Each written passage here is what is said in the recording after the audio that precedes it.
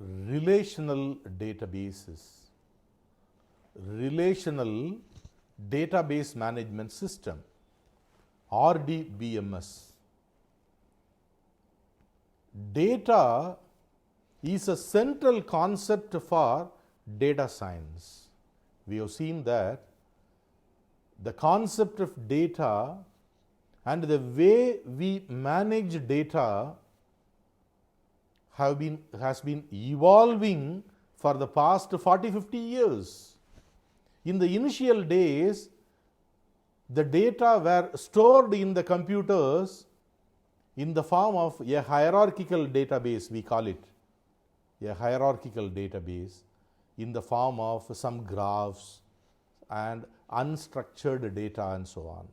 Whereas the concept of relational database management system came into existence, and it has been very successful, and that is proved to be the best possible way of storing data and retrieving data and managing data.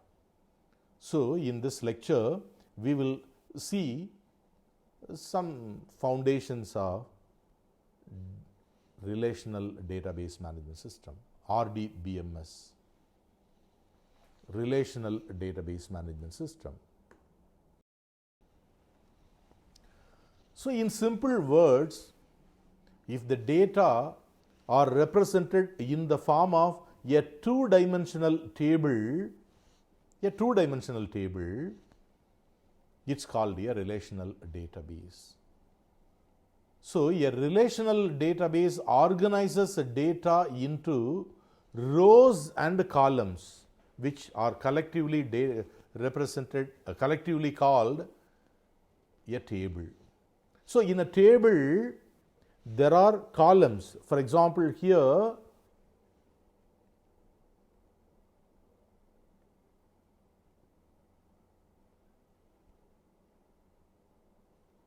so first column is employee ID.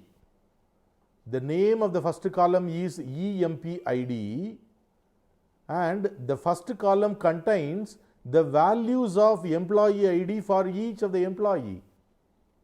Similarly, the next column is last name. So last name of all the employees, first name of all the employees, gender, title. So each column represents one attribute of the entity. Horizontally, if you look at, one row represents one employee. So they are rows and columns. So what is relational database? Data is typically structured across multiple tables, not necessarily one table. The overall data will be stored in the form of a few tables which are related to each other. That is why we call it relational database. We will see a little more details. And these different tables are connected through primary key and foreign key. We use two important words, primary key and foreign key. We will explain in the due course. These unique identifiers, the primary key and the foreign key, are the unique identifiers. They demonstrate the relationship which exists between tables, and these relationships are usually illustrated through different types of data model. So they are called relational databases. So relational database is a structure of data in the form of multiple tables. For example, employee is a table.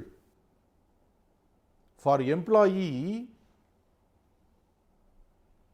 there may be a qualification code. There may be another table called qualification table, which will have a code for each qualification.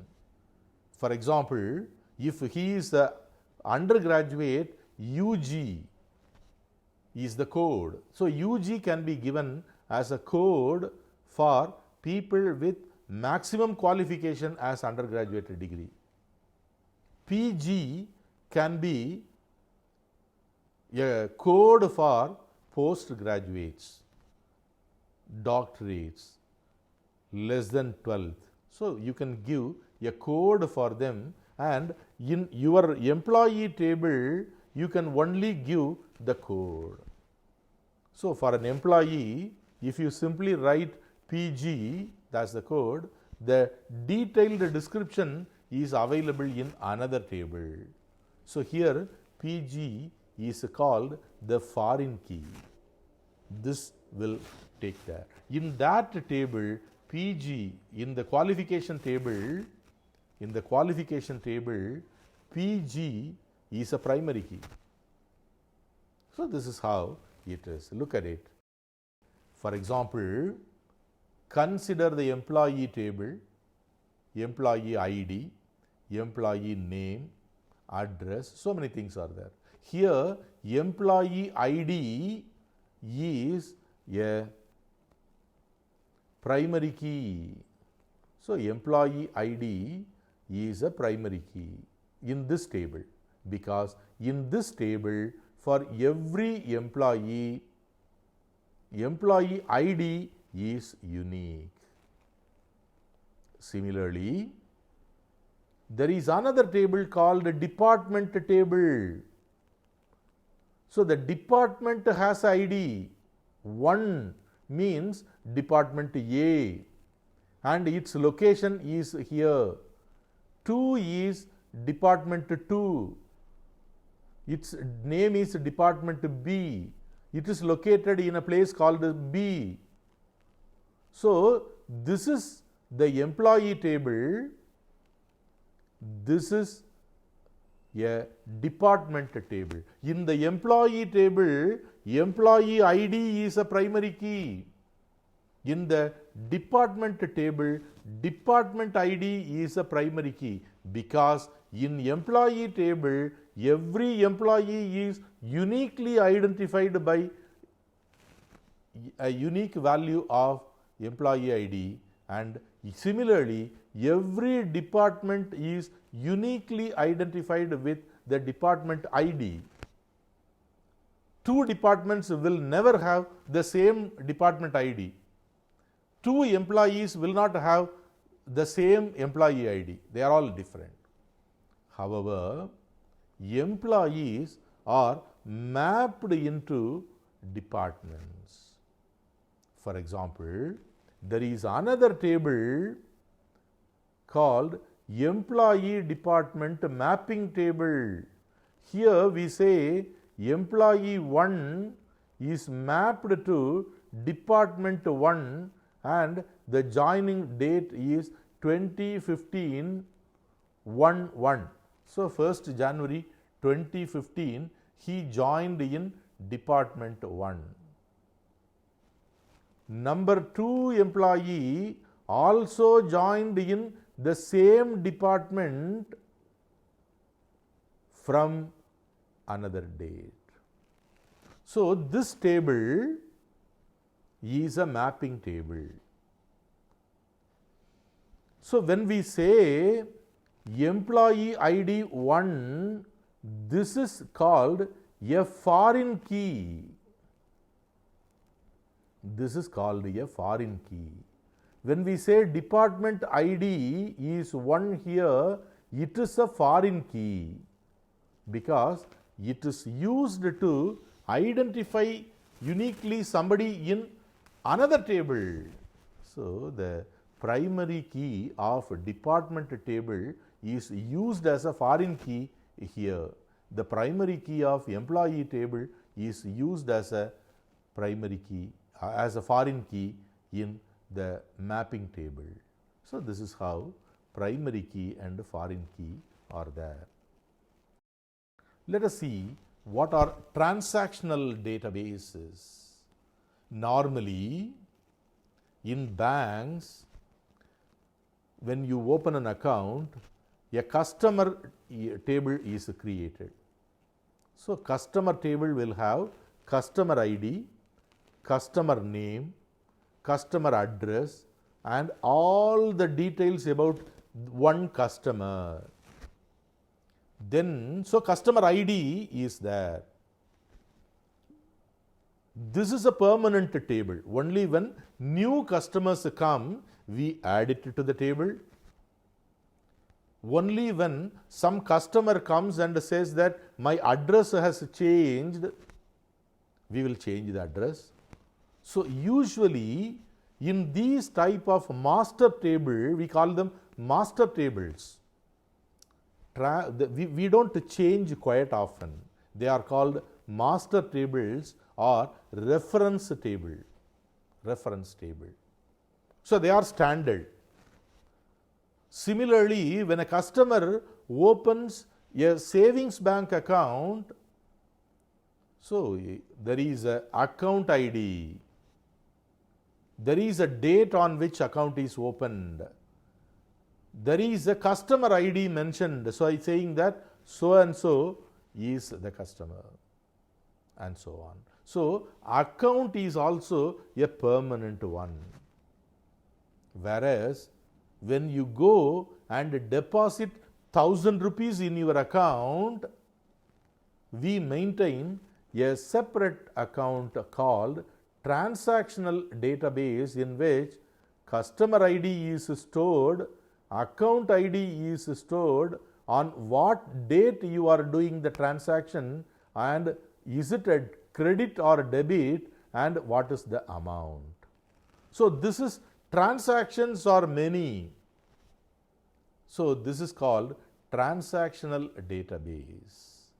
So, normally there are certain tables which are reference data or a master data table and certain tables are transactional database, transactional table. So, how do we have the RDBMS system? The relational database management system is a repository which stores the data at the back end, and it also is supported with a query language called structured query language, SQL. So, using SQL, you can access a particular table, you can create, update, insert or delete data. We call it CRUD, create, read, update and delete. So, CRUD. So, create, read, second is read, update or delete. So, creation will also include inserting a record. So, these are the activities. So, they provide a data structure, that is the table structure, multi-user access. The database can be accessed by multiple people. If State Bank of India is having a common RDBMS system running in the central server, from each branch we can access the account. There are certain things, certain facilities given. So, that is called multi-user access. Privilege control. Privilege control allows various privileges for people. For example, in a banking database, everybody cannot go and change the address. That privileges are given only for somebody. If you want to change your telephone number, only certain level of authorities can do. If you want to do transaction, then the banking operations team can do. Similarly, network access. So, these are all the way in which the RDBMS is structured. So, it has a development mechanism, interrogation mechanism using query language, maintenance mechanism and also the report generation mechanism. So these are some popular databases. Oracle is he has 1/3 of the market. MySQL is also having 13.78% market.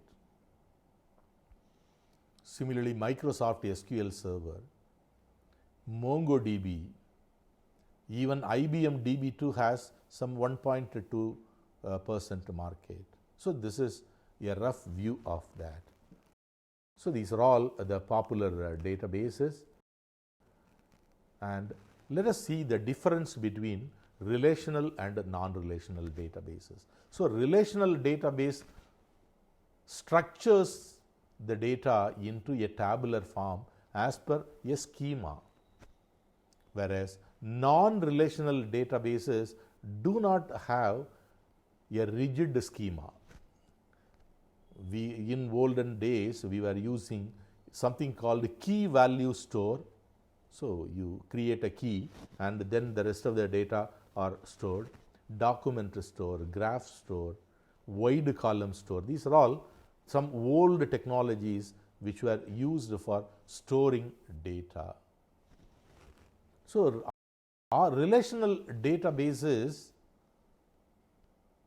are very useful, and they have proved in the market because they are capable of providing reliable transaction processing. What do you mean by reliable transaction processing? They execute commands or transactions collectively. When you execute a command, it gets executed collectively and made sure that the system is intact. So this is represented by the acronym ACID, ACID. A for atomicity of the transaction, C for consistency, I for isolation, and D for durability. So the RDBMS transactions are ACID. Atomicity. What is atomicity? Atomicity means every transaction that we do in RDBMS is as atomic in nature. It means that either the transaction is done or it is not done. It's nothing halfway. If it is done halfway, then it will create a lot of confusion. So that is why atomicity is one of the quality. All changes to the data are performed as if they are single operation. That is, all the changes are performed or none of them are performed. If one transaction is going, either it is done or it is not done. So if it has to update a few tables, it is done in all the tables. Either it is done in all the tables and then it is committed, or it is not done anywhere. Without doing anything, it comes out. Consistency. So database structure is consistent. So the data remains in consistent state from state to finish, reinforcing data integrity. So data integrity refers to the integrity among the related tables. The integrity among related tables. So the transactions are carried out in such a way that the data integrity is maintained. The third property is isolation. The intermediate state of a transaction is not visible. That is together with atomicity actually. Intermediate state are not visible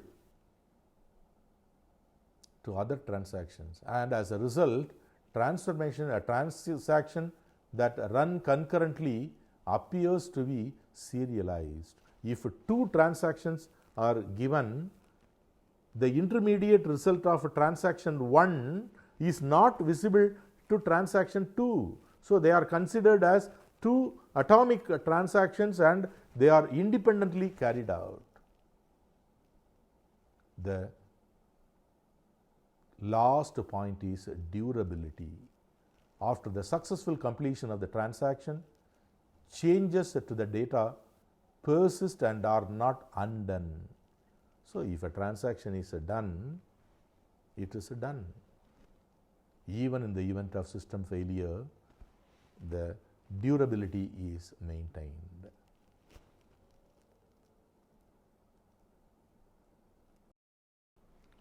We have seen an important characteristic of relational databases in the form of acid transaction. Acid transaction.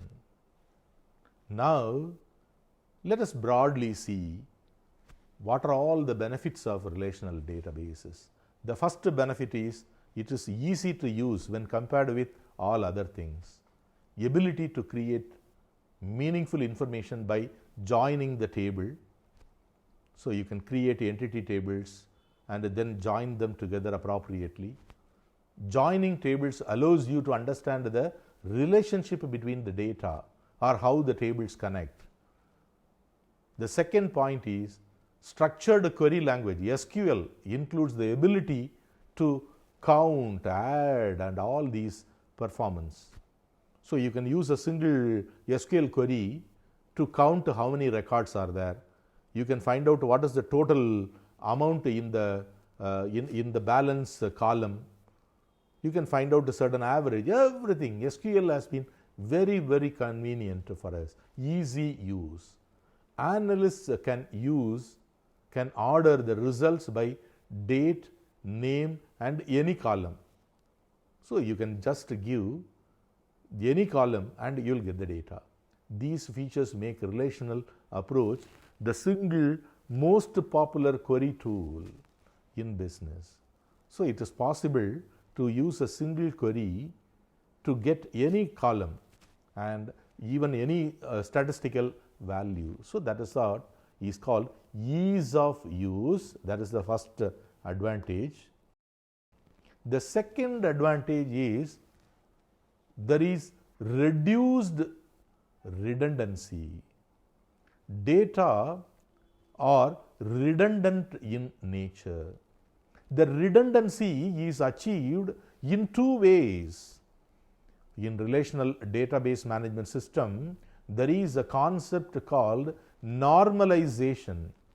First normal form, second normal form, Boyce code normal form, and so on. So the normalization techniques, people have done enormous amount of research in normalization. So the normalization helps you to make it redundant. In a simple case, supposing in the data there is a column called country.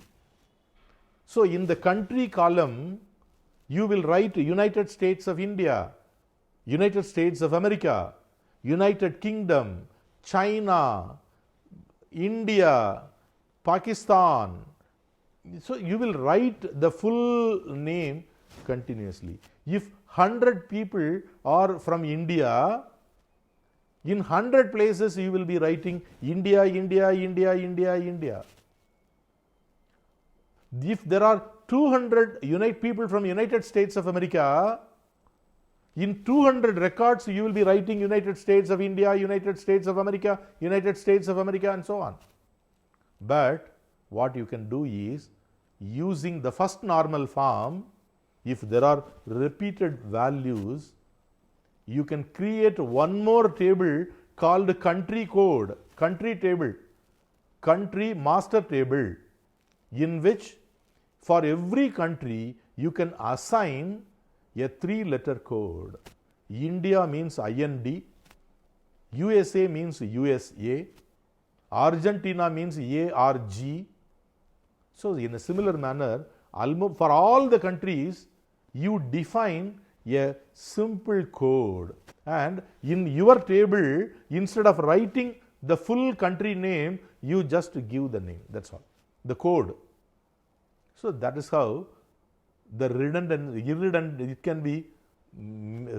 can be avoided. This is called normalization. There are very interesting techniques to normalize very complex databases. So that is what is called normalization approach. Redundancy is removed using normalization approaches. In a similar manner, we can also use stored procedures.